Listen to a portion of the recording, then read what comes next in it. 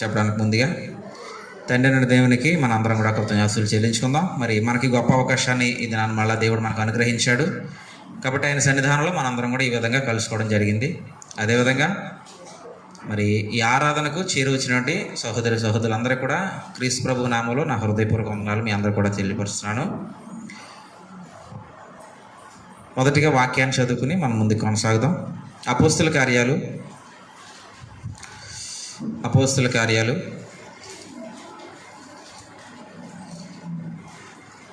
18వ అధ్యాయము. అపోస్తుల కార్యాలు 18వ అధ్యాయము 4వ వచనం.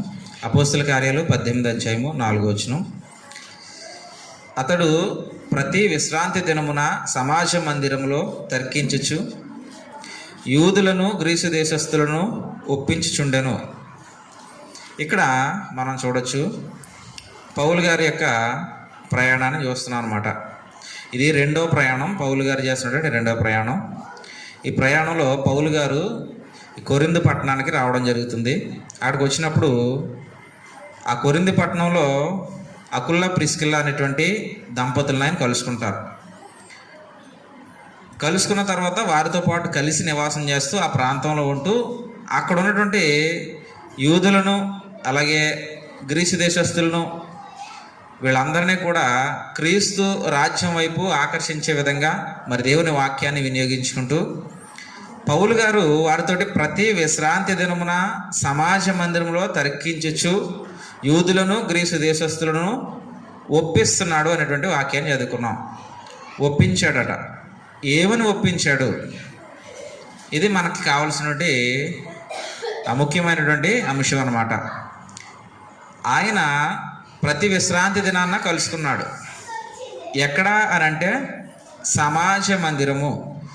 యూదులు సమాజ మందిరాల్లో కలుసుకునేవారు అనమాట. ఎక్కడ కలుసుకునేవారండి? అంటే కొందరు కలుసుకోవడానికి ఇలాంటి ఒక ఏర్పాటు చేసుకునేవారు వాళ్ళందరూ కూడా. ఆ ఏర్పాటు చేసుకున్నటువంటి మందిరంలో వారు ప్రతి శనివారం అంటే విశ్రాంతి దినాన్న కలుసుకునేవారు. ఎవరు? యూదులు. విశ్రాంతి దినాన్న వారు కలుసుకుంటూ ఉంటే పౌలు ఆ విశ్రాంతి దినాన్ని ఏం చేశాడంటే వారిని ఒప్పించడానికి వినియోగించుకున్నాడు.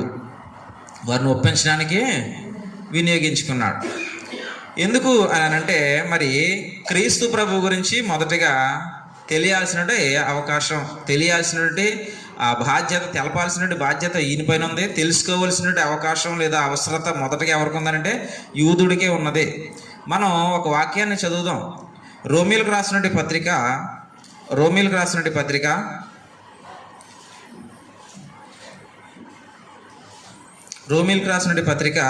అధ్యాయము. 5వ వచనాన్ని ఒకసారి మనం చూడగలిగితే 4వ వచనం దగ్గర నుంచి చదువుదామండి. 4వ వచనం దగ్గర నుంచి, వీరు ఇశ్రాయేలీలు దత్తపుత్రత్వము, మహిమయు, నిబంధనను, ధర్మశాస్త్ర ప్రధానమును, అర్చన ఆచారమును, వాగ్దానములను వీరివి. ఎవరి గురించి మాట్లాడుతున్నాడంటే ఇశ్రాయేల్ గురించి మాట్లాడుతున్నాడు. ఇక్కడ ఇశ్రాయేల్ ప్రజల గురించి మాట్లాడుతున్నాడు. వీరు ఇశ్రాయేలు, దత్తపుత్రత్వం వీరిది, మహిమ వీరిది, నిబంధన వీరిది, ధర్మశాస్త్ర ప్రధానమును, అర్చన ఆచారమును, వాగ్దానాలు వీరివి. పితరులు వీరివారు, శరీరమును బట్టి క్రీస్తు వీరిలో పుట్టెను. ఈయన సర్వాధికారి అయిన దేవుడై ఉండి నిరంతరము స్తోత్రార్హుడై ఉన్నాడు అన్నాడు.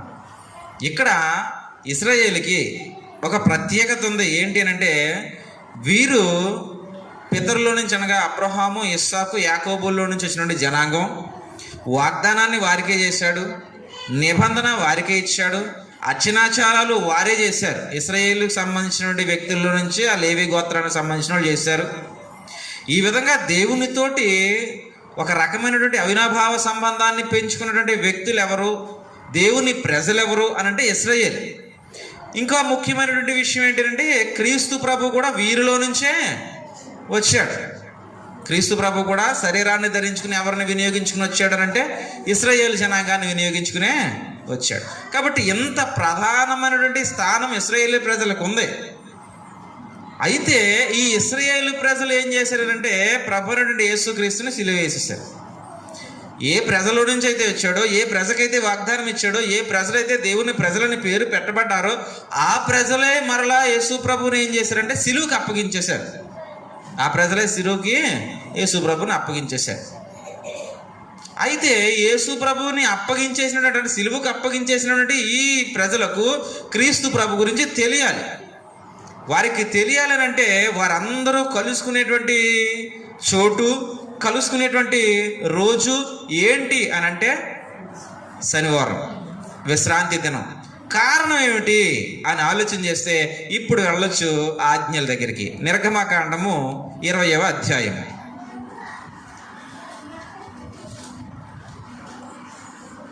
నిర్గమకాండము 20వ అధ్యాయం దగ్గర మనం వాక్యాన్ని చూద్దాం. 20వ అధ్యాయము 8వ వచనం. 20వ అధ్యాయము 8వ వచనం. విశ్రాంతి దినమును పరిశుద్ధముగా ఆచరించుటకు జ్ఞాపకముంచుకునము. 6 దినములు నీవు కష్టపడి నీ పని అంతయు చేయవలెను. 7వ దినము నీ దేవుడైన యెహోవాకు విశ్రాంతి దినము. దానిలో నీవైనను, నీ కుమారుడైనను, నీ కుమార్తె అయినను, నీ దాసుడైనను, నీ దాసి అయినను, నీ పశువైనను, నీ ఎండ్లలోనున్న పరదేశి అయినను ఏ పనియు చేయకూడదు. 6 దినములలో యెహోవా ఆకాశమును, భూమియు, సముద్రమును, వాటిలోనున్న సమస్తమును సృజించి 7వ దినమున విశ్రమించెను. అందుచేత యెహోవా విశ్రాంతి దినమును ఆశీర్వదించి దానిని పరిశుద్ధ పరచెను అనడండి. ఇది ఎన్నో ఆజ్ఞ? 4వ ఆజ్ఞ. అంతేనా అండి? మనం ఇప్పటివరకు ఎన్ని ఆజ్ఞలు చేసాం? 3 ఆజ్ఞలు చూసేసాం. 1వ ఆజ్ఞ ఏంటి? నేనే, అంతే కదా, నేనే దేవుడను. 2వ ఆజ్ఞ ఏంటి? విగ్రహము జోలికి పోకు. 3వ ఆజ్ఞ ఏంటి?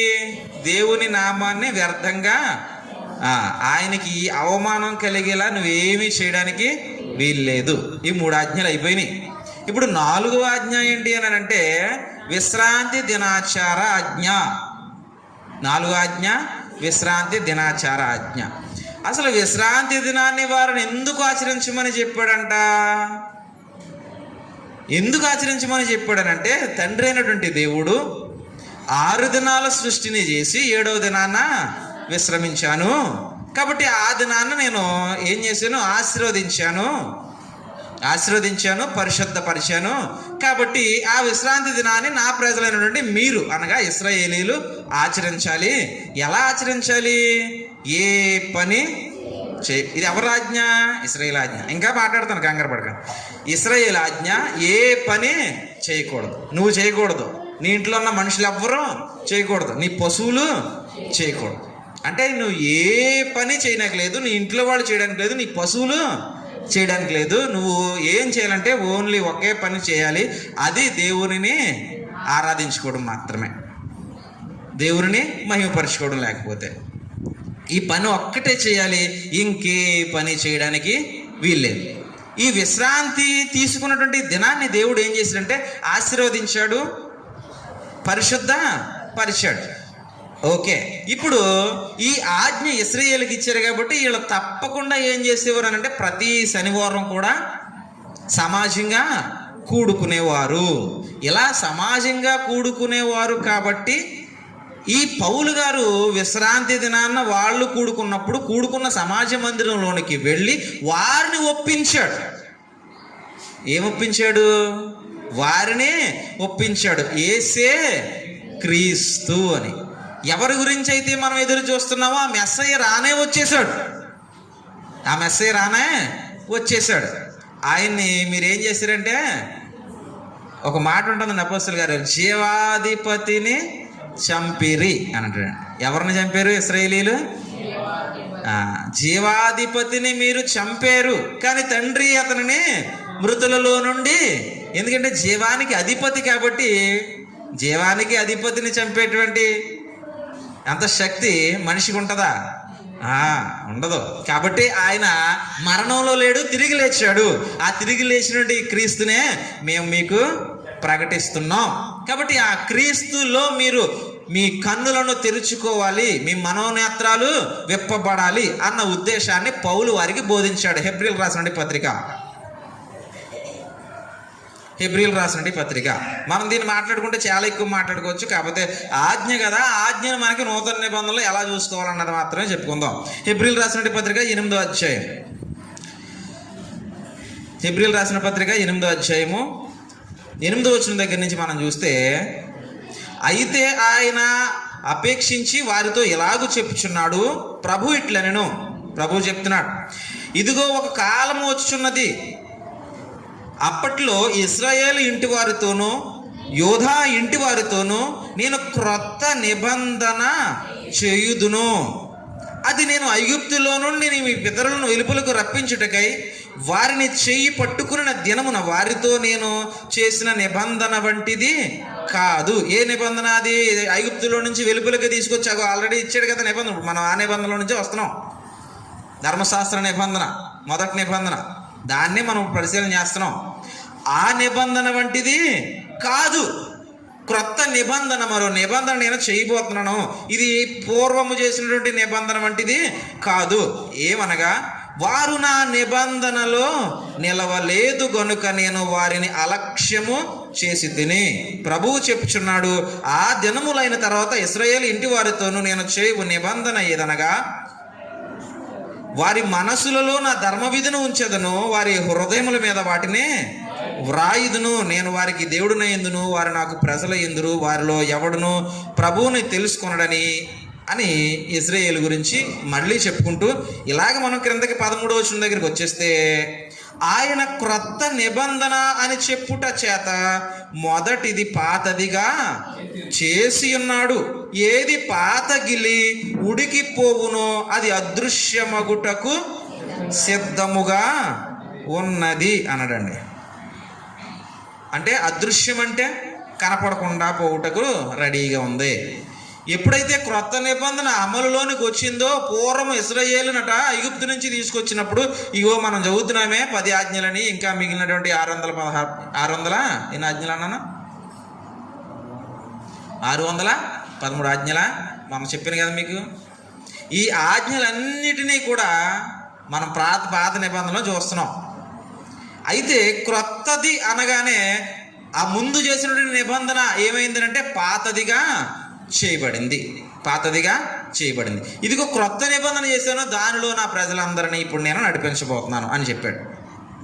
ఆ నిబంధన వంటిది ఇది కాదు. ఇలాగూ నిబంధనను మార్చినటువంటి దేవుడు ఇప్పుడు అపోస్తులను వినియోగించుకుని ఈ నిబంధన విషయాలు ఏం చేస్తున్నాడంటే, క్రీస్తు గురించి తెలియని వారికి, లేదా క్రీస్తు తెలిసి తెలియనట్లుగా ఉన్నవారికి తెలియజేసేటువంటి కార్యక్రమం పెట్టాడనమాట. ఈ కార్యక్రమాన్ని వినియోగించుకున్నటువంటి అపోస్తులు ఏం చేశారనంటే, వారు ఆచరించేటువంటి ఆ విశ్రాంతి దినాన్న అక్కడ కలుసుకున్నారు. వారితోటి ఈ ప్రభు అయినటువంటి యేసు క్రీస్తు యొక్క గొప్పతనాన్ని, పూర్వకాలం నుంచి దేవుడు క్రీస్తు గురించి చెప్పినటువంటి ఆ ప్రవచనాలను వారికి తెలియజేశారు. ఎవరికి? ఇశ్రాయేలీలకి తెలియజేసి వారందరినీ కూడా క్రీస్తు వైపుగా నడిపించుకుంటూ వచ్చాడండి. మనం ఇప్పుడు ఒకటి ఆలోచన చేయొచ్చు. అపోస్తులు కానీ, ఇకపోతే యేసు ప్రభు వారు కానీ ఈ విశ్రాంతి దినం అనేటువంటి దాన్ని ఆచరించినట్లుగా మనం చూస్తున్నాం. ఆచరించినట్లుగా అని అంటే యేసు ప్రభు అయితే ఆచరించాడు, ఖచ్చితంగా యేసు ప్రభు అయితే ఆచరించాడు. ఎందుకు ఆచరించాడు అన్న విషయాన్ని అపోస్తలుడైన పౌలు గలతీయులతో మాట్లాడుతూ స్పష్టంగా చెప్పాడు. 4వ అధ్యాయము గలతీయులు రాసిన పత్రిక 4వ అధ్యాయము 4వ వచనాన్ని మనం ఆలోచన చేస్తే 4, 5 వచనాలు కలిసి ఉన్నాయి. వాటిని మనం ఆలోచన చేస్తే, అయితే కాలము పరిపూర్ణమైనప్పుడు దేవుడు తన కుమారుని పంపెను. ఆయన స్త్రీయందు పుట్టి మనము దత్తపుత్రులము కావాలనని ధర్మశాస్త్రమునకు లోబడి ఉన్న వారిని విడిపించుటకై, మళ్ళీ చదువుతున్నాను చూడండి, ధర్మశాస్త్రమునకు లోబడి ఉన్న వారిని విమోచించుటకై, అంటే ఏంటి? విడిపించడానికై ధర్మశాస్త్రమునకు లోబడిన వాడు అయ్యాడు. అంటే ధర్మశాస్త్రములో ఉన్న వారిని విడిపించడానికి ఈయన ధర్మశాస్త్రానికి లోబడిన వాడు అయ్యాడు. ఇప్పుడు ఒక బస్సు ఏదైనా ప్రమాదానికి గురవుతుంది అనుకోండి, మనం దగ్గరలోనే ఉన్నాం, ఆ లోపల ఏదో జరుగుతుందన్నమాట. ఇప్పుడు మనం మనుషుల్ని బయటికి తీసే ప్రయత్నం చేస్తాక ఏం చేస్తాం? బస్సులోకి వెళ్ళాలి ఖచ్చితంగా. బస్సులోకి వెళ్ళి అక్కడ పిల్లలున్నా, ముసలోళ్ళు ఉన్నా, అంటే వృద్ధులున్నా, వాళ్ళు ఏం చేస్తామంటే చెయ్యి పట్టుకుని బయటికి తీసుకొస్తాం. ఎందుకు? ప్రమాదంలో వారు ఉన్నారు కాబట్టి ప్రమాదంలో నుంచి విడిపించడానికి నేను వెళ్ళాను. అంతేగాని ఆ ప్రమాదాన్ని ప్రోత్సహించడానికో, ఆ ప్రమాదాన్ని ఇంకా ఎక్కువ చేయడానికో, ఈ ప్రమాదం అందరికీ రావాలి, అందరూ ఈ ప్రమాదంలోకి దూరాలి అని చెప్పడానికో కాదు కదా మనం బస్సులోకి వెళ్ళింది. మనం ఎందుకు వెళ్ళాం? ప్రమాదంలో ఉన్న వారిని రక్షించడానికి, వారిని చేయబట్టుకుని బయటికి తీసుకురావడానికి వెళ్ళాం. అందులోకి మనం వెళ్ళిన కారణాన్ని బట్టి అందరూ ఈ పాల ప్రమాదంలోకి వెళ్ళాలి, అందరూ అలాగ బస్సులోకి దూరి కాల్చేసుకోవాలి, ఇదా దానికి అర్థం? కాదు. ఆయన ఎందుకు వెళ్ళాడనంటే ఆ ఆపదలో ఉన్నారు అంటే మోయలేని కాడి అన్నాడు. ఇంకా చాలా విషయాలు ఉంటాయని మనం చెప్పుకుంటూ వెళ్ళిపోతుంది. దీని గురించి ఆల్రెడీ చెప్పేశాను మీకు. ఈ విషయాల్లో నుంచి వారందరినీ విడిపించాలి అనేటువంటి ఒక సదుద్దేశంతో ప్రభు అనేటువంటి యేసుక్రీస్తు దేనిలోనికి ప్రవేశించాడంటే ధర్మశాస్త్రంలోనికి వెళ్ళి అందులో ఉన్న వారిని విడిపించాడు. పౌలు గురించి కూడా మనం ఒకసారి చదివేద్దాం. కొరింథీయులకు రాసిన పత్రికలో, కొరింథీయులకు రాసిన పత్రిక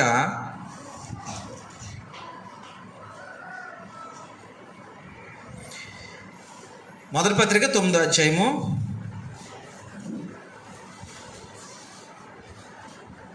20వ వచనం అండి. కొరింథీయులకు రాసిన మొదటి పత్రిక 9వ అధ్యాయము 20వ వచనం. యూదులను సంపాదించుకున్నటకు యూదులకు యూదుని వలె ఉంటిని, ధర్మశాస్త్రమునకు లోబడిన వారిని సంపాదించుకున్నటకు. ఈ పాయింట్ జాగ్రత్తగా మీరు అందరూ అర్థం చేసుకోవాలి. ధర్మశాస్త్రమునకు లోబడిన వారిని సంపాదించుకున్నటకు నేను ధర్మశాస్త్రమునకు లోబడిన వాడను కాకపోయినను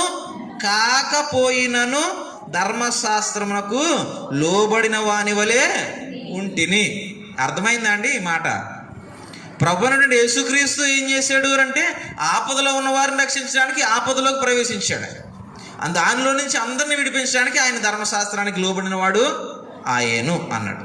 మరి పౌలు గారి గురించి ఆలోచన చేస్తే యూదుడిని నేను సంపాదించాలి అని అంటే ఎక్కడికి వెళ్ళాలి? యూదుడు ఉండే దగ్గరికి వెళ్ళాలి. ఇశ్రాయేలు వాడిని నేను సంపాదించాలి అని అంటే ఎక్కడికి వెళ్ళాలి? ఇశ్రాయేలు వాడు ఉండే దగ్గరికి నేను వెళ్ళాలి. అంతేగాని నా ఇంట్లో కూర్చుని ఎవరినో సంపాదించాలంటే అయ్యే పని కాదు. కాబట్టి ఇశ్రాయేలుని సంపాదించడానికి ఇశ్రాయేలు వలె, యూదుని సంపాదించడానికి యూదుల వలె. చూడండి, వాళ్ళందరూ ఆచరించేటువంటి ధర్మశాస్త్రము, దాంట్లో నుంచి వారిని విడిపించాలి. కాబట్టి నేను ఆ ధర్మశాస్త్రంలోనే అడుగులు వేశాను. నిజానికి నేను ధర్మశాస్త్రమునకు లోబడిన వాడును కాను, కానీ వారిని రక్షించడానికి నేను అందులోనికి వెళ్ళవలసి వచ్చింది. ఇప్పుడు నూతిలో పడిపోయాడు ఒకడు, ఇంకొకడు వాడిని కాపాడడానికి ఏం చేస్తాడు? నూతిలోకి దూకుతాడు. నూతిలో పడిపోయాడు, వాడిని కాపాడడానికి ఇంకొకటి ఏం చేస్తాడంటే దాంట్లోకి దూకి వాడిని పట్టుకుని తీసుకుని వస్తాడు. అంతేగాని నాకులాగా అందరూ నూతిలో దూకి సావండ్రా అని చెప్పడానిక. పౌలు గారు వెళ్ళారు, యేసుప్రభు వారు వెళ్ళారంటే వాళ్ళు వెళ్ళారు, వాళ్ళు ఆపదలో ఉన్న వారిని కాపాడడానికి వెళ్ళారు. ఇదే ఉదాహరణ. బస్సు కాలుతున్నప్పుడు మనం వెళ్ళి వాళ్ళని తీసుకొస్తాం, ముసలోళ్ళని కానీ చిన్నపిల్లలు కానీ లోపల నుంచి గబాలను బయటికి. నూతులో ఎవడైనా పడిపోతే ఈత వచ్చినాడు తక్కువని దూకి వాడిని కాపాడతాడు. అంతేగాని అందరూ బస్సులో దూరి అగ్గేటేసుకోండి, అందరూ నూతుల్లోకి దూకి సావండే అని చెప్పడానికి కాదు అయ్యి. ఇవి చేసింది కూడా అంతే. ప్రభువైన యేసుక్రీస్తు ధర్మశాస్త్రమునకు లోబడిన వారిని విడిపించడానికే ఆయన ధర్మశాస్త్రమునకు లోబడిన వాడు ఆయను అని స్పష్టంగా చెప్పాడు పౌలు గారు గలతీ సంఘంతో మాట్లాడుతూ. అలాగే ఆయన గురించి కూడా మాట్లాడుకుంటూ నేను యూదుని సంపాదించాలి, నేను ఇశ్రాయేలుని సంపాదించాలి అని అంటే వారు నడిచేటువంటి బాట ధర్మశాస్త్రం. నేను ధర్మశాస్త్రమునకు లోబడిన వాడును కాను, కానీ వారిని రక్షించడం కోసం నేను ధర్మశాస్త్రముకు లోబడిన వాడును ఆయను అంటున్నాడు. ఆపదలు ఉన్న వాళ్ళని కాపాడడానికి అందులోనికి నేను ప్రవేశించాను, వాళ్ళని బయటికి తీసుకొచ్చాను. యోధా గారు అంటారు కదా, అగ్నిలో నుంచి కొందరినైనా లాగాలినప్పుడు మనకే హైట్ తగులుతుంది కొంచెం, కానీ దూరంగా తీసుకొస్తాం అన్నమాట. ఇదంతా మనం ఒకసారి ఆలోచన చేసుకుంటే ఇప్పుడు ధర్మశాస్త్రంలో ఇవ్వబడినటువంటి ఎన్నో ఆజ్ఞ అండి? ఇది 4వ ఆజ్ఞ, విశ్రాంతి దినాచార ఆజ్ఞ. అంటే శనివారం ఆచరించేటువంటి ఆజ్ఞ. ఏంటండి? శనివారం ఆచరించేటువంటి ఆజ్ఞ. ఒకసారి మనం ఇక్కడ ఎవరో శనివారం ఆచరిస్తున్నారని చెప్పేది కాదు ఇది. మనం ఏం చేస్తున్నామంటే 10 ఆజ్ఞల్ని ఒకటి పరిశీలన చేసుకుంటూ వస్తున్నాం. 4వ ఆజ్ఞ ఈరోజు పరిశీలన చేస్తున్నాం, విశ్రాంతి దినాచార ఆజ్ఞ. ఈరోజు లోకంలో విశ్రాంతి దినాన్ని ఆచరించే వాళ్ళు ఉన్నారు. యూదుడు ఉన్నాడు, క్రైస్తవుడని పేరు పెట్టుకున్నవాడు ఉన్నాడు. విశ్రాంతి దినాన్ని ఆచరించాలి. ఇదిగో ప్రభు అనేటువంటి యేసుక్రీస్తు వచ్చినప్పుడు ఇది నా కుమారుడు, ఈయన మాట వినండి మీరు అన్నాడు దేవుడు. మరి ప్రభు ఏం చెప్పాడంటే నా తండ్రి మాట వినండి నేను ప్రభు చెప్పాడని ఇలా చెప్పిందని ఇలా రివర్స్ చేసి చెప్తున్నారు కొంతమంది. సరే, విశ్రాంతి దినాన్ని ఆచరించేద్దాం. అయితే ఇప్పుడు ఇంకొక వాక్యాన్ని కూడా చదివి అప్పుడు ఈ ప్రయత్నం చేద్దాం. సంఖ్యాకాండం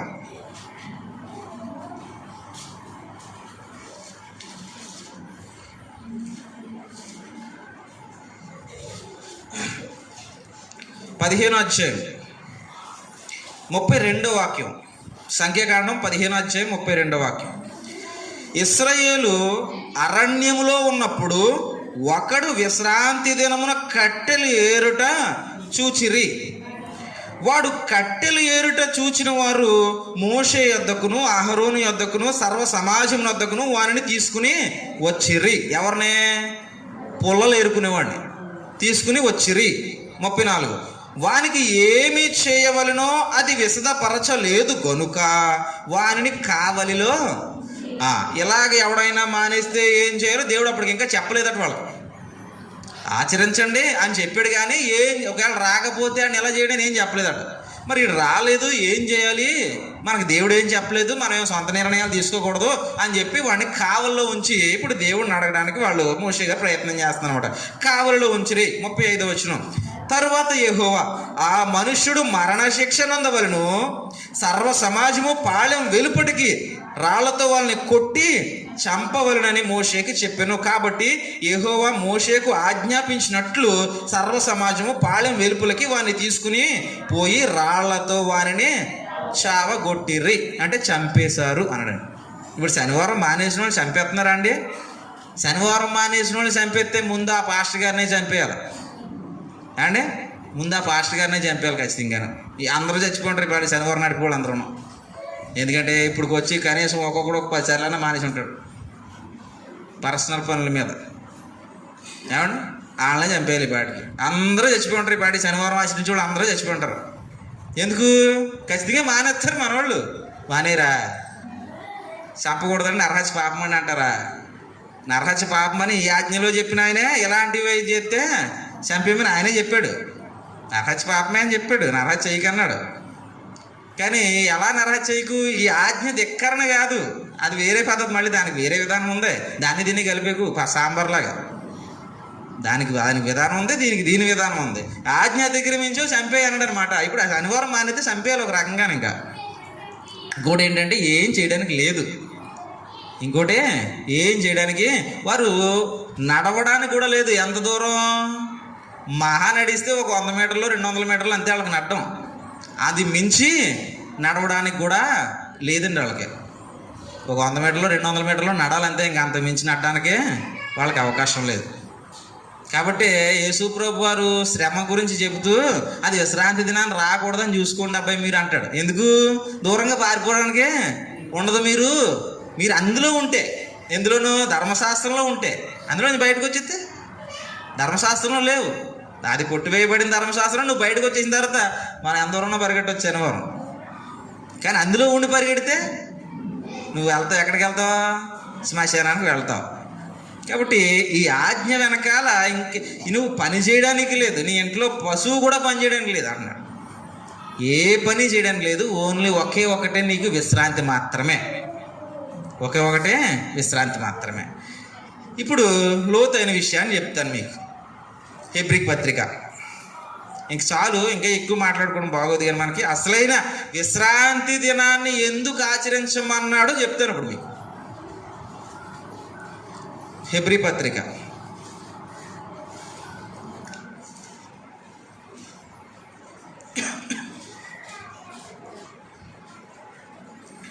4వ అధ్యాయం.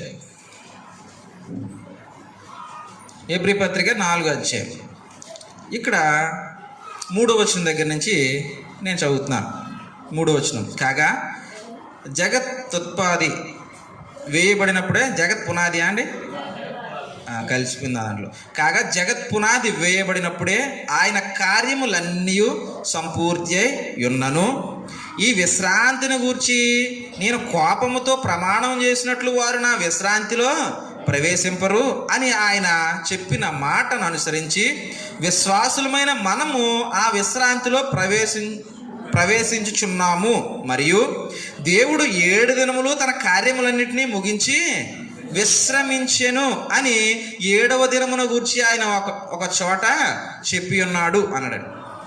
ఇప్పుడు మనం ఆజ్ఞలు చూసామే, 7వ దినాన నేను విశ్రాంతి తీసుకున్నాను కాబట్టి మీరు విశ్రాంతి తీసుకోవాలి, నేను 6 దినాలు పనిచేశాను 7వ దినాన్ని విశ్రమించిన ప్రకారం మీరు విశ్రాంతి తీసుకోవాలి, దాన్ని నేను ఆశీర్వదించాను విశ్రాంతి దినాన్ని. ఇంకేం చేశాడు? ఆశీర్వదించాను, ఇంకా పదం ఏదో చదివింది, పరిశుద్ధపరిచాను. ఆశీర్వదించాను, పరిశుద్ధపరిచాను. దేన్ని? విశ్రాంతిని. ఇప్పుడు అదే విశ్రాంతి దినం అదేనా ఇక్కడ 4వ వచనంలో ఉన్నదే? దేవుడు 7వ దినముందు ఆయన కార్యములన్నిటినీ ముగించి విశ్రమించెను అని 7వ దినమున గూర్చి ఆయన ఒక చోట చెప్పి ఉన్నాడు. ఆ విశ్రాంతి దినము ఈ విశ్రాంతి దినమేనా? ఇది ఇంకోటి అది ఇంకోటి అంటారా? అదొకటే ఇదొకటి. 6 దినాలు చేసి విశ్రాంతి తీసుకున్నది ఒకటే, మళ్ళీ ఇంకొక 6 దినాలు ఇంకెక్కడైనా పనిచేసాడు ఆయన? అది ఇది ఒకటే కదా. ఒక్కసారి 6 దినాలు పనిచేసినట్లుగా 7వ దినాన్ని విశ్రమం తీసుకున్నట్లుగా మనం చూసాం ఆదికాండం ప్రారంభంలో. దాన్నే ఇశ్రాయేలీయులు చెప్తున్నప్పుడు నేను 6 దినాలు పనిచేసి 7వ దినాన్న విశ్రాంతి తీసుకున్నాను, ఈ విశ్రాంతి మీరు ఆచరించండి అని చెప్పాడు. దాన్నే మళ్ళీ ఇక్కడికి హెబ్రీ పత్రికలో తీసుకొచ్చి జ్ఞాపకం చేశాడు, విశ్రాంతి దినము అని చెప్పి జ్ఞాపకం చేసి ఆయన 6 దినాలు పనిచేసి 7వ దినాన్ని విశ్రాంతి తీసుకున్నాడు అని ఇక్కడ జ్ఞాపకం చేశాడు. అసలు ఆయన పని చేసి విశ్రమించిన దినం, ఇశ్రాయేలీయుల్ని ఆచరించమన్న విశ్రాంతి దినం. రెండింటినీ మనం ఆలోచన చేస్తే ఆయన విశ్రాంతి తీసుకున్న విశ్రాంతి దినం కానీ, ఇశ్రాయేలీయుల్ని విశ్రాంతి తీసుకోమన్న విశ్రాంతి దినం కానీ, ఇవి రెండు దేన్ని సూచించేవంటే శాశ్వత విశ్రాంతి పొందబోయేటువంటి విశ్వాసులకు గుర్తుగా చూపించేవి. ఈ అధ్యాయం అదే. ఇప్పుడు చూడండి ఒకసారి 6వ వచనం దగ్గర నుంచి. కాగా ఎవరో కొందరు విశ్రాంతిలో ప్రవేశించుదురన్నమాట నిశ్చయము గనుక, ముందు స్వార్థ వినుని వారు అవిధేయత చేత ప్రవేశించలేదు గనుక నేడు మీరు ఆయన మాట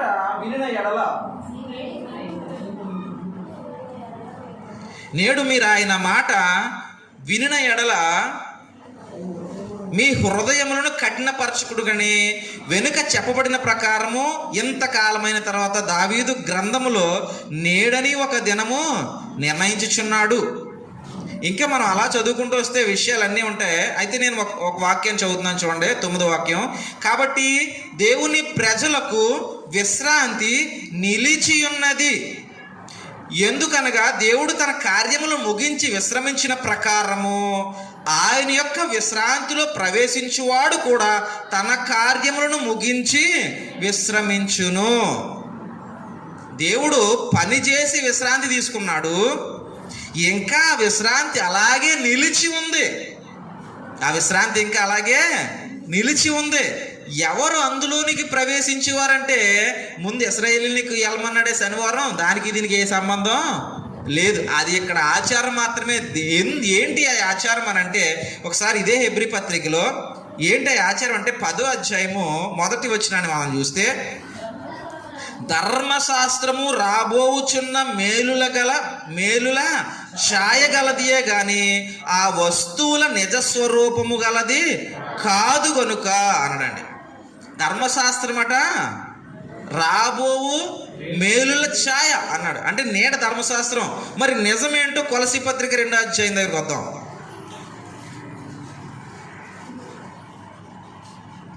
కొలసీ పత్రిక 2వ అధ్యాయం 17వ వచనం.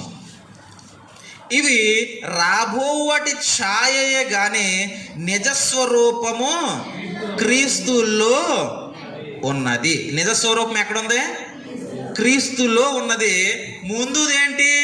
ఛాయ, ధర్మశాస్త్రము ఛాయ, నిజం క్రీస్తు. ఇప్పుడు క్రీస్తు దగ్గరకు వచ్చిన తర్వాత ఛాయలో ఉండి నువ్వు మచ్చ తెచ్చుకోకంటున్నాడు ఇక్కడే. క్రీస్తులోకి వచ్చిన తర్వాత ఛాయలో ఉండి నువ్వు మచ్చ తెచ్చుకోకు.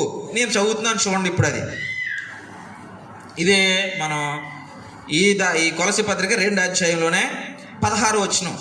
కాబట్టి అన్నపానముల విషయంలోనైనను పండుగ, అమావాస్య, విశ్రాంతి దినము అను వాటి విషయంలోనైనను మీకు తీర్పు తీర్చని ఎవ్వనికి అవకాశము ఇవ్వకండి అన్నాడు. అంటే మీరు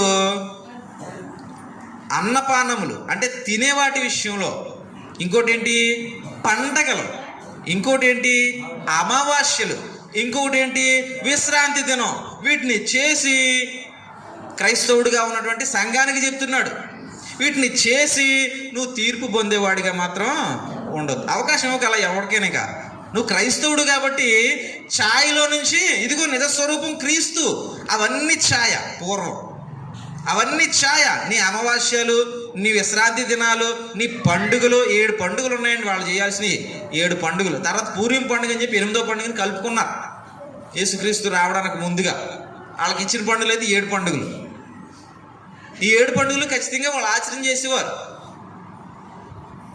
ఈ పండుగలు కానీ, అమావాస్యలు కానీ, ఇంకేంటి విశ్రాంతి దినం అనేటువంటిది కానీ, అన్నపానాలు కానీ, అంటే తినేటువంటివి, ఈ ఆచార విధానాలన్నీ కూడా ఎవరికి? పూర్వం ఉన్నటువంటి ఇశ్రాయేలు ప్రజలు. అవన్నీ ఛాయ. ఇప్పుడు ఎక్కడికి వచ్చేసావు నువ్వు? ధర్మశాస్త్రము రాబో మేలుల విషయమైన ఛాయ. ఆ ఛాయ యొక్క నిజస్వరూపము యేసుక్రీస్తు. యేసుక్రీస్తులోనికి వచ్చిన తర్వాత ఇంకా ఛాయలో ఉండి తీర్పు పొందేవాడిగా నువ్వు ఉండొద్దు. అవకాశం ఇవ్వక ఎవరికనే అని చెప్తున్నాడండి. కాబట్టి ధర్మశాస్త్ర సంబంధమైనటువంటి ఆచారం ప్రకారంగా ఈ 4వ ఆజ్ఞ ఏంటంటే శనివారం విశ్రాంతి తీసుకో, నువ్వు పని చేయకు. శనివారం విశ్రాంతిలోకి రాకపోతే చస్తావు. కండిషన్ ఇది. ఇప్పుడు చంపేవాడు లేడు. పోనీ ఇప్పుడు విశ్రాంతి దినాన్ని ఆచరించేవాడు దేన్ని ఆధారం చేసుకుని ఆచరిస్తున్నాడు? యేసుప్రభు వెళ్ళాడు. ఎందుకు వెళ్ళాడట? కాలిపోతున్నాడు లాగనాకి వెళ్ళాడట. పౌలు గారు వెళ్ళారు. ఎందుకు వెళ్ళాడట? మునిగిపోతున్నాడు రక్షించడానికి వెళ్ళాడట. వాళ్ళే స్పష్టంగా చెప్తున్నారు కదా. వాళ్ళు వెళ్ళారంటే వెళ్ళారు. ఎందుకు వెళ్ళారు? మనల్ని కాలిపోమని చెప్పడానికో, మనల్ని నూతిలో దూకి సావమని చెప్పడానికో కాదు, వెళ్తా రక్షించడానికి వెళ్ళామని స్పష్టంగా చెప్పారు వాళ్ళు. అది పాత నిబంధన. ఇప్పుడు మరలా క్రొత్త నిబంధన చేస్తున్న ప్రజలతోటి అని చెప్పి ఇర్మియా భక్తుడి ద్వారా ప్రవచించాడు హెబ్రీ గ్రంథకర్త. దాన్ని మరలా కోట్ చేసి రాశాడు. దాంట్లో నుంచి క్రీస్తులోనికి తీసుకొచ్చేసాను అని అంటున్నాడు. మరి నిజమైనటువంటి క్రీస్తులోనికి వచ్చిన తర్వాత వాళ్ళని సమాజంగా కలుసుకోమని శనివారం చెబితే, మరి మనకి సమాజంగా కలుసుకునేటువంటి రోజు ఏంటి? ఆల్రెడీ చెప్పేశానండి నేను. ఆదివారం. దానికి సంబంధించిన వచనాలన్నీ చెప్పేశాను. కాకపోతే ఈ పాఠం కోసం మళ్ళీ ఒకసారి జ్ఞాపకం చేస్తున్నాను. అపోస్తలుల కార్యాలు 20వ అధ్యాయంలో మేము ఆదివారమున పదం ఆదివారమున రొట్టె విరుచుటకు కూడాం. ఏ రోజు అది? ఆదివారం. మరలా కొరింథీయులకు రాసినటువంటి పత్రిక 16వ అధ్యాయం 2వ పత్రిక అండి, 1వ పత్రిక ఒకసారి తీయండి. కొరింథీయులకు రాసినటువంటి మొదటి పత్రిక 16వ అధ్యాయం. ఇక్కడ చూడండి, పరిశుద్ధుల కొరకైన చందా విషయంలో నేను గలతీ సంఘమునకు నియమించిన ప్రకారం మీరును చేయండి అని చెప్పి, నేను వచ్చినప్పుడు సందా పోగు చేయకుండా ప్రతి ఆదివారమున మీలో ప్రతి వాడు తన వృద్ధిల్లిన కొలిది సందా గురించి చెప్పేశాడు. ఏ రోజు చెప్పాడు? ప్రతి ఆదివారమే ఎందుకు అన్నాడు? మరి ఆలోచించాలి కదా మనం. ప్రతి ఆదివారమే ఎందుకు అన్నాడు? మేము ఆదివారం రొట్టె విరడానికి కూడాం కాబట్టి ప్రతి ఆదివారం కూడుకుంటున్నారు వాళ్ళు. కాబట్టి మీరు కూడుకున్నప్పుడే పరిశుద్ధుల కొరకైనటువంటి సందా విషయంలో మీరు జాగ్రత్త పడండి అన్నాడు. ఆ రోజే ఎందుకు అలా చేశారు అని అంటే, ప్రకటన గ్రంథం చాలా తక్కువ చెప్తున్నాను ఈ పాఠం గురించి మాత్రమే తగ్గించి. ప్రకటన గ్రంథం 1వ అధ్యాయం దగ్గరికి వస్తే అక్కడ ఆయన ఒక వాక్యం చెప్తాడు. యోహాను గారు మాట్లాడుతూ,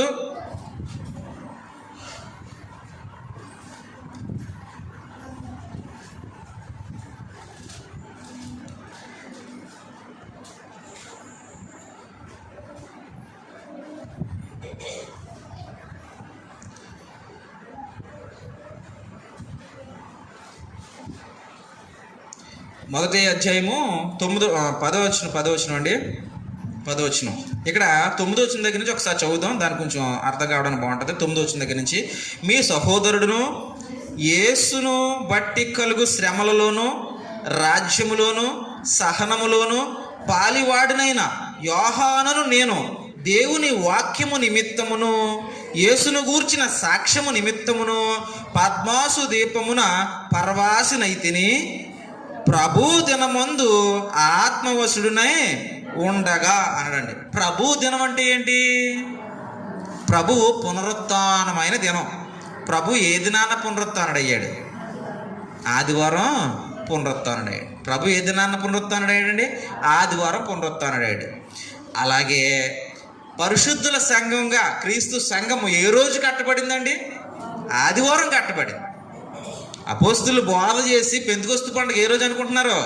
ఆదివారం అవుతుంది ఖచ్చితంగా. సమస్య లేకుండా ఆదివారం వస్తుంది అన్నమాట పెంతెకొస్తు పండుగ. ఎందుకంటే విశ్రాంతి దినం మీద ఆధారపెట్టి చేసాడు దాన్ని. ఎక్కడికి తీసుకొచ్చాడు? పెంతెకొస్తు పండుగ ఆదివారం వచ్చేలా తీసుకొచ్చాడు. ఇదంతా ముందు జరగబోయే దాని గురించి ప్రణాళిక ఇదంతా కూడా. అక్కడ ఎక్కడో పస్కా పండుగ స్టార్ట్ చేసి తర్వాత మరుసటి రోజునేమో పొంగని రొట్టెల పండుగ అంటే పులియని రొట్టెల పండుగను స్టార్ట్ చేసి అది అలాగ ముగిసేటప్పటికి శనివారానికి ముగిసిపోద్ది పండుగలు అంతా కూడా. వారాల పండుగ అంటారు దాన్ని.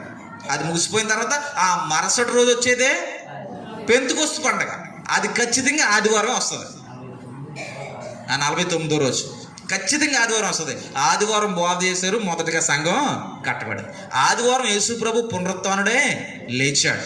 ఇంకా యోహాను సువార్తలోకి వెళ్ళి 2 వాక్యాలు చూపిస్తాను. యోహాను సువార్త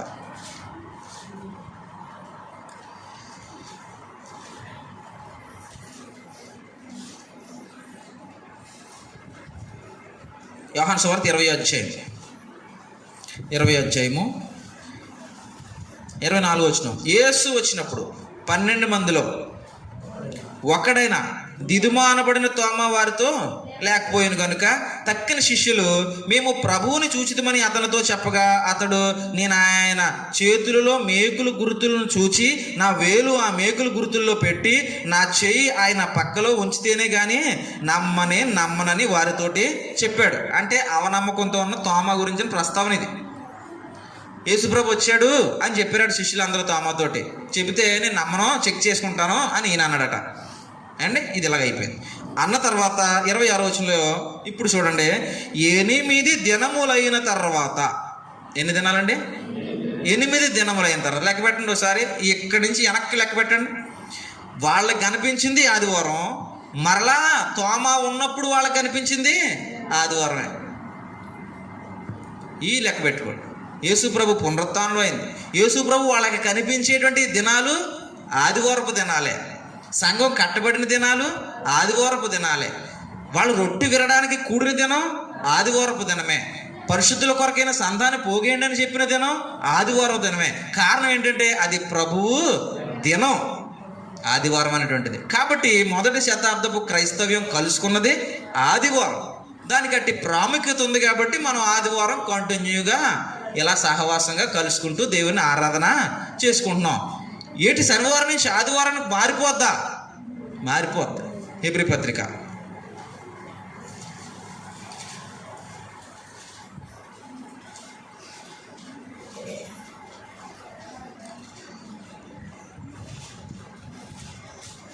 హెబ్రీ పత్రిక 7వ అధ్యాయం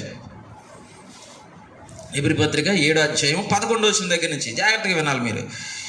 ఆ లేవీలు యాజకులై ఉండగా, ఎవరు యాజకులు ధర్మశాస్త్ర కాలంలో? లేవీలు. ఆ లేవీలు యాజకులై ఉండగా ప్రజలకు ధర్మశాస్త్రం ఇయ్యబడింది గనుక ఆ యాజకులు సంపూర్ణ సిద్ధి కలిగిన ఎడల అహరోను క్రమములో చేరిన వాడని చెప్పబడక, మారిపోతుంది చూడండి. అహరోను క్రమములోనే యాజకులు వచ్చారు. లేవి కుటుంబం నుంచే యాజకులు వచ్చారు. అహరోనుదేమో ప్రధాన కుటుంబం, ప్రధాన యాజకుడు ఆ కుటుంబానికి మాత్రమే చెందినవాడై ఉండాలి.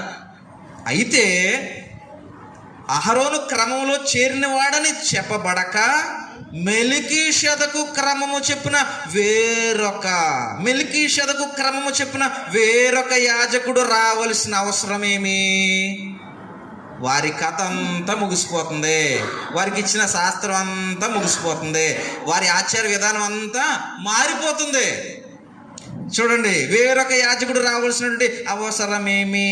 ఇదియుగాక 12వ వచనం, ఇదియుగాక యాజకులు మార్చబడినప్పుడు ఆవశ్యకముగా యాజక ధర్మము సహా మార్చబడును. ఎవని గూర్చి ఈ సంగతులు చెప్పబడును, ఆయన వేరొక గోత్రములో పుట్టెను, ఆ గోత్రములోని వాడెవడును బలిపీఠం వద్ద పరిచర్య చేయలేదు. మన ప్రభువు యోధా సంతానమందు జన్మించెను. ఇది స్పష్టమే. ప్రభు ఏ సంతానంలో జన్మించాడు? ఏ గోత్రంలో జన్మించాడు? యోధ. నిజానికి యాజకుడు ఏ గోత్రానికి చెందినవాడు? లేవి. ప్రధాన యాజకుడు ఏ కుటుంబానికి చెందినవాడు? అహరోను కుటుంబానికి చెందినవాడు. అహరోను కుటుంబం కానీ లేవి గోత్రం కానీ సంబంధం లేని మెల్కీషెదెకు అనేటువంటి ఓ ప్రధాన యాజకుని యొక్క అంశంలో వచ్చినటువంటి వాడే ప్రభు అయినటువంటి యేసుక్రీస్తు. ఆయన వచ్చినటువంటి గోత్రం యోధా గోత్రం. కాబట్టి యాజకుడు మారితేనే యాజక ధర్మం వాళ్ళు మార్చేసుకుంటున్నారే. ఇక్కడ గోత్రం మారిపోయింది, కుటుంబం మారిపోయింది. ఈ యాజకులు ఎవ్వరూ లేనప్పుడు యాజకుడుగా వచ్చినటువంటి మెల్కీషెదెకు క్రమములో వచ్చినటువంటి మరొక యాజకుడు వచ్చాడు. ఆయన యేసు ప్రభు. ఆయన యాజక ధర్మాన్ని పూర్తిగా మార్చేశాడు. ఆ విధానంలో నుంచి పూర్తిగా, అందుకే ఆయన బ్రతికుండగా అన్నటువంటి మాట, ఇది నా రక్తము వలనైన క్రొత్త నిబంధన, మీరు దీన్ని చేయాలి, ఆచరించాలి. ఇది ఆజ్ఞ. మనం కొరింథీ పత్రిక చదువుతామే అంటే మనం 23 నుంచి చదువుతున్నాం. దాన్ని ఇంకా ముందు నుంచి చదివిపోతే ఇది ఆజ్ఞ. ముందుకెళ్ళిపో చదివితే ఇంకా అది 23 నుంచి చదువుతాడు అంకుల్ గారు. ఇంకా ముందు నుంచి చదివితే అది ఆజ్ఞ అని ఉంటుంది అనమాట. అది ఆజ్ఞ. ప్రభు ఇచ్చినటువంటి ఆజ్ఞను మనం పాటించడం ఏ రోజు పాటిస్తున్నాం? అపోస్తలులు ఏ రోజు పాటిస్తే ఆ రోజే పాటించాలి. కాబట్టి అక్కడిచ్చాడు ధర్మశాస్త్రంలో 4వ ఆజ్ఞగా శనివారం కూడుకో. ఆ శనివారం దేనికి అని అంటే నువ్వు శాశ్వతంగా పొందబోయేటువంటి విశ్రాంతికి సూచన. నువ్వు చనిపోయిన తర్వాత, నేను చనిపోయిన తర్వాత విశ్రాంతిలోకి వెళ్తామే, ఆ విశ్రాంతిలో మనకేముండదు? పని లేదు, ఆకలి దప్పిక లేదు, పగలు చీకటి లేదు, ఇంకంతా సంతోషమే అని ప్రకటన గ్రంథంలో చక్కగా యోహాన్ గారి ద్వారా దేవుడు చెప్పేశాడు.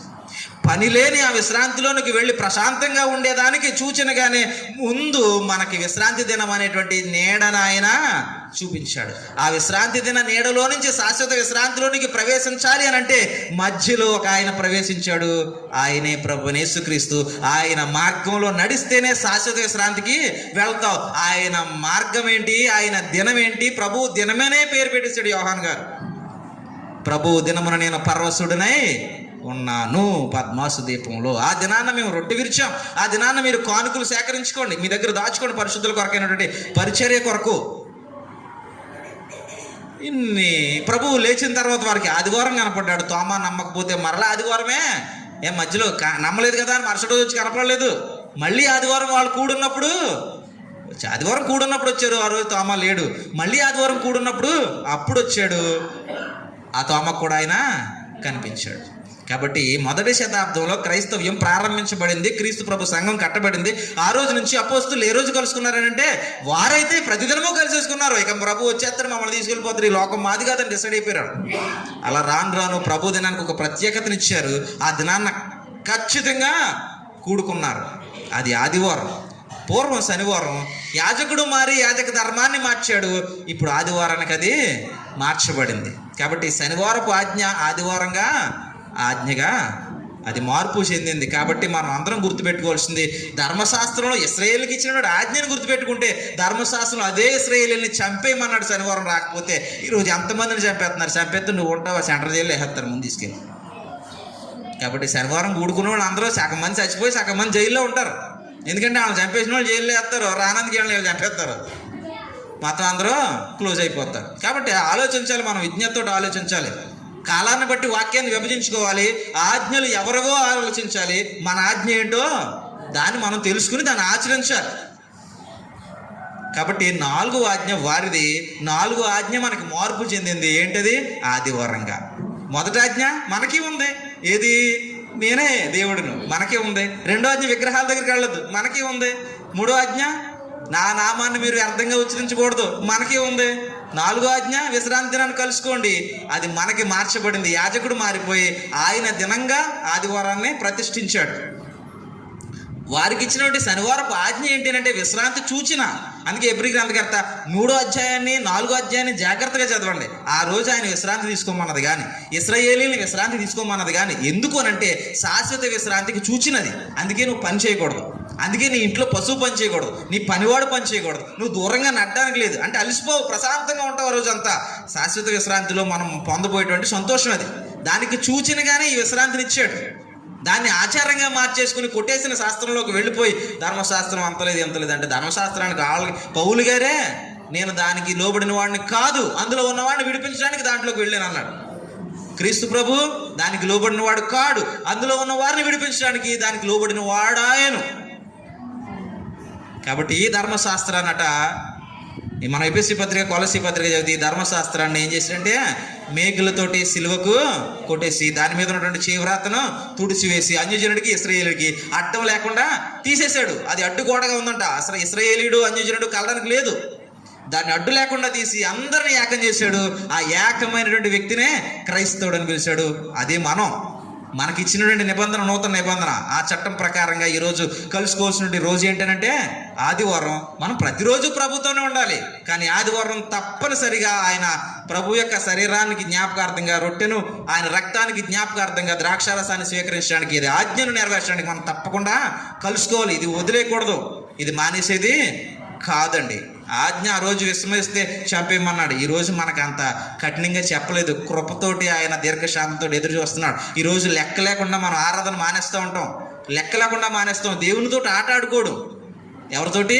దేవునితోటి ఆట ఆడుకోవడం. నేను లాస్ట్ వీక్ చెప్పానే, మనకు లోక సువార్తలో ఉన్నది అది ఏంటి? రాయి. ఎవరో ప్రభువుని యేసుక్రీస్తు. ఆ రాయి మీద ఎవరన్నా పడితే తునాతనకులు అయిపోతారు, ఆ రాయి ఎవరి మీద అన్న పడితే నలైపోతారు అని ఉంది.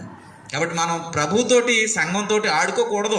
ఆదివారం ఆజ్ఞను ఆచరించడానికి ఖచ్చితంగా రావాలి. ఆజ్ఞ అతిక్రమం పాపం, పాపానికి జీతం మరణం. ఆ మరణానికి పోకుండా ఉండాలంటే ప్రతి ఆజ్ఞకు లోబడాలి. అందులో ఇది ఒక ఆజ్ఞ మనకి. కాబట్టి మనం ఆరాధన సంఘం అంటే ఇది ఆడుకునేది కాదు, మన ఇష్టం వచ్చినట్టుగా ఊహించుకునేది కాదు. దీనికి లోబడాలి, సంఘానికి లోబడాలి. సంఘం అంటే ప్రభువుని యేసుక్రీస్తు శరీరం ఇది.